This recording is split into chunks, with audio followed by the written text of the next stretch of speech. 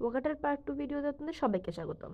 আপনারা আগের দিন যেখানে যেখানে গেছিলেন, আজকে যাবেন অন্য আরেক জায়গাগুলোতে। আজকে আমরা সকালে যাচ্ছি সূর্যোদয় দেখতে গঙ্গামতির চরে, যেখানে যাইতে গেলে রাস্তাটা খুবই সুন্দর, আর যখন হালকা হালকা ওরকম জলের মধ্যে থেকে লালচে লালচে আভা বের হয় তখন তো আরও ভাল লাগে।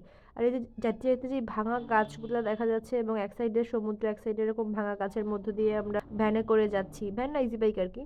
তো ইজি বাইক কি ভ্যানের মতো করে বানানো। এখন সূর্যটা উঠবে, ওঠার মুহূর্তে ঠিক আকাশটা এরকম হয়ে যায় এবং কিছুক্ষণ পরে আরেকটু লাইট হয়ে যায়।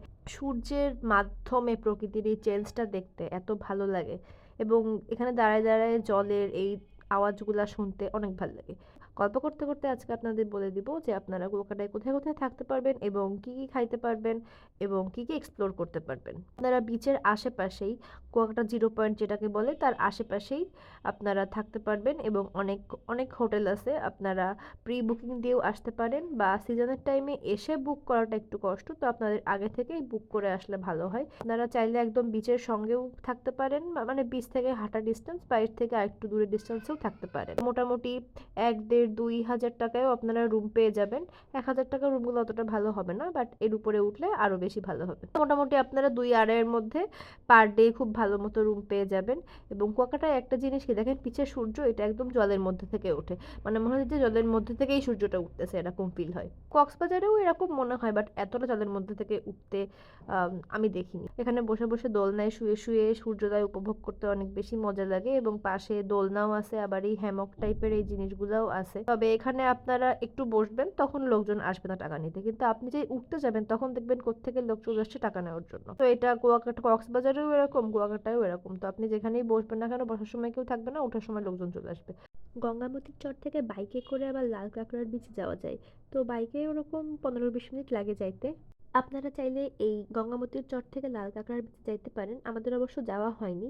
তো আপনারা ওইখান থেকে লাল কাঁকড়ার বিচ ঘুরে আপনারা রাখাইন পল্লী যাইতে পারেন, কারণ রাখাইন পল্লীতে একটু পরে যাওয়া ভালো, কারণ সূর্যোদয় হওয়ার সঙ্গে সঙ্গে কিছুক্ষণ পরেই সবাই রাখাইন পল্লী চলে যায় এবং ওইখানে খুব বেশি ভিড় হয়। তো একটু পরে গেলে ওইখানে আর কি আপনি ভালো মতো, মার্কেট আছে তো এখানে ভালো মতো মার্কেটও করতে পারবেন, আবার সকালের খাবারও খেয়ে নিতে পারবেন। আর এখানে কিছু শ্বাসমূল ছিল, এটা যখন জল আসে তখন এখানে হচ্ছে ভরে যায় জলে, জল নেমে গেলে তখন এরকম এর উপর দিয়ে হাঁটা যায়। এরপরে আমরা রওনা করলাম হচ্ছে রাখাইন পল্লীর উদ্দেশ্যে। তো মোটামুটি 8টা বাজতে বাজতে এখানে মোটামুটি লোকজন অনেক কমে যায়। তো এখানে আসলে রোদের মধ্যে আসাটা খুব একটু টাফ। এখানে সকালে বা বিকাল টাইমটা ভালো লাগবে। এখানে আপনারা অটো রিজার্ভ করেও নিয়ে আসতে পারেন, মানে এই যে এরকম ভ্যানের মতো, বা চাইলে বাইক নিয়েও আসতে পারেন। আবার কেউ কেউ লোকালভাবেও আসে, বাট লোকালভাবে আসার থেকে হচ্ছে রিজার্ভ করে আসা ভালো, একটু গ্রুপ করে এসে, কারণ তাতে হচ্ছে খরচটাও একটু কম হয়। একটা সুন্দর জায়গা। গঙ্গামতির চরের দিক থেকে আসতে গেলে অনেক হচ্ছে যে শ্বাসমূল ভাঙাচোরা গাছ পড়ে, উপড়ানো গাছ পড়ে। তো এই সাইডে এসে কিছু নৌকা পাওয়া গেছে, তো ওখানে হচ্ছে ছবি তোলা হচ্ছে, এই যে সেই নৌকাগুলো সুন্দর। আর এখানে একটা কক্সবাজারের বিচের ফিল দিচ্ছে। কুয়াকাটায় আমি 2বার আসছি এবং 2বারই এসে আমি যখন রাখাইন পল্লী যাইতে গেছি রাস্তা আমি খারাপ দেখছি। আমি জানি না এদিকে রাস্তা ঠিক করে না নাকি এরকম রাস্তা দিয়েই রাখাইন পল্লী যেতে হয়, বাট এই রাস্তাটার 2 সাইডে যখন ধান টান হয় তখন দেখতে খুব ভালো লাগে। আর 2 সাইড দিয়ে যেহেতু তাল গাছ লাগানো, তো একটু ছায়া ছায়া দেয়, আবার এই যাইতে গেলে এই ভিউটাও বেশ সুন্দর আসে।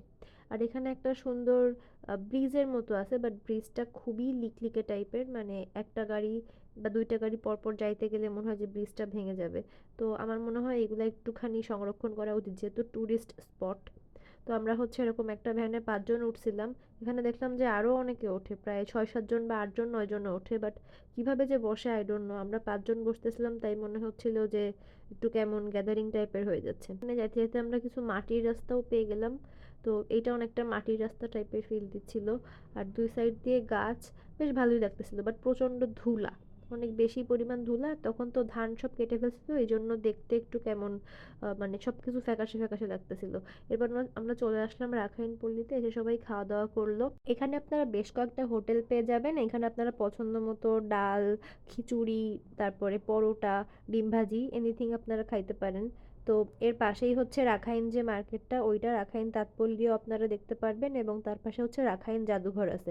তো এটা একটু ভিড় কম থাকলে আসা ভালো, কারণ ভিড়ের মধ্যে আসলে কিছু দেখার মতো মানে দেখা যায় না। আর এখানে হচ্ছে যেই রাখাইন মন্দিরটা, ওটাতে একটা বৌদ্ধ মূর্তি আছে যেটা আপনারা সামনে দেখতে পাবেন ভিডিওর। আর এখানে সবাই খাওয়া দাওয়া করতেছিল। এরপরে আমরা হচ্ছে বেরিয়ে সবাই মিলে একসাথে রাখাইন জাদুঘরে যাব এবং তারপর ওখান থেকে একটু মার্কেটে ঘুরে কেনাকাটা করব। তো আপনারা এখানে এসে অবশ্যই দরদাম করবেন, কারণ এক এক দোকানে এক এক রকম দাম চায় এবং দরদাম না করলে আসলে কোন দোকান থেকে কিনলে ঠকে যাবেন। তো এই জন্য অবশ্যই দরদাম করে নেবেন। আর এখানে এই যে সবজি বাইকগুলা বা গাড়িগুলো নিয়ে আসে সবাই, এগুলো এখানে এখানে পার্কিং করে রাখে। আর ওই যে মার্কেট, মার্কেটের বাম দিকেই হচ্ছে জাদুঘরটা। তো এই যে এখানে একটা গেট আছে, এই যে গেটটা হচ্ছে এরকম, এখন বেশ সংস্কার করছে। আর এই যে খাবারের দোকানগুলা, এখানে মোটামুটি সব ধরনের আপনারা খাবারই পেয়ে যাবেন। তো আমরা রাখাইন জাদুঘরে ঢুকলাম। এই যে রাখাইন জাদুঘরের মধ্যে ওই যে কুয়াকাটার কুয়াটা যেখানে, ওইখানে একটা মন্দির ছিল, সেখানে এমন ছবি দিয়ে করা ছিল রাউন্ড করে, এখানেও এরকম ছবি দেওয়া আছে বৌদ্ধদেবের লীলাগুলার। তারপরে এখানে এই যে বড় বৌদ্ধ মূর্তিটা আছে এবং এখানে হচ্ছে পূজা অর্চনা হয়।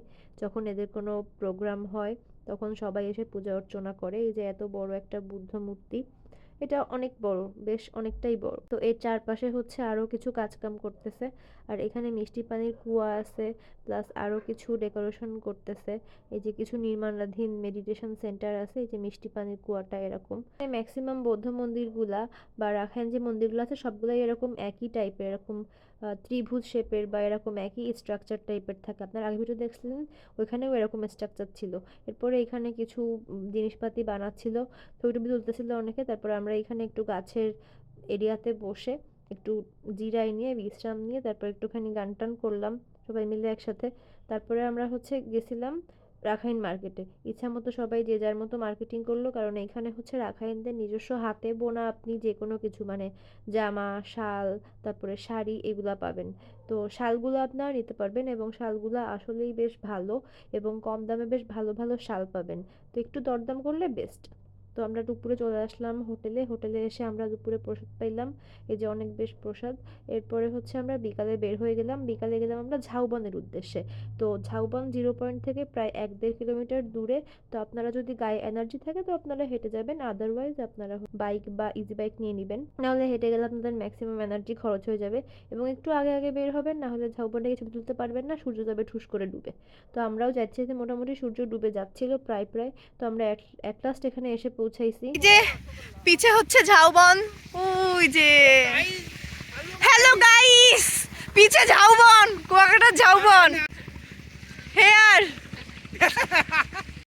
এরপরে সন্ধ্যার দিকে ঝাউবন থেকে ব্যাক করে আপনারা 0 পয়েন্টে গিয়ে সি ফুড খাইতে পারবেন এবং ওইখানে কিছু মার্কেট আছে, আপনারা চাইলে শপিংও করতে পারেন এবং অবশ্যই দরদাম মাস্ট। আবার এখানে কিছু শুটকি পল্লীও আছে, তো ওইখানে আপনারা শুটকিও কিনতে পারেন বা আদার্স যেসব আপনারা মার্কেটিং করতেন সেগুলোও করতে পারেন, বা আপনারা রাখাইন মার্কেটেও যাইতে পারেন। এভাবে রাতের সি বিচ উপভোগ করতে করতে আপনারা 2 দিনের কুয়াকাটাটুকু খুব সুন্দরভাবে সম্পন্ন করতে পারেন। তো আজকের ভিডিও এখানেই শেষ করছি। ছেড়ে যাওয়া যদি একটু ভালো লেগে থাকে তাহলে please do like, share and subscribe and thanks for watching. আপাতত টাটা, বাই। ট্যুর প্রায় শেষ, ট্যুর ডান, এখন বাসে করে খুলনা।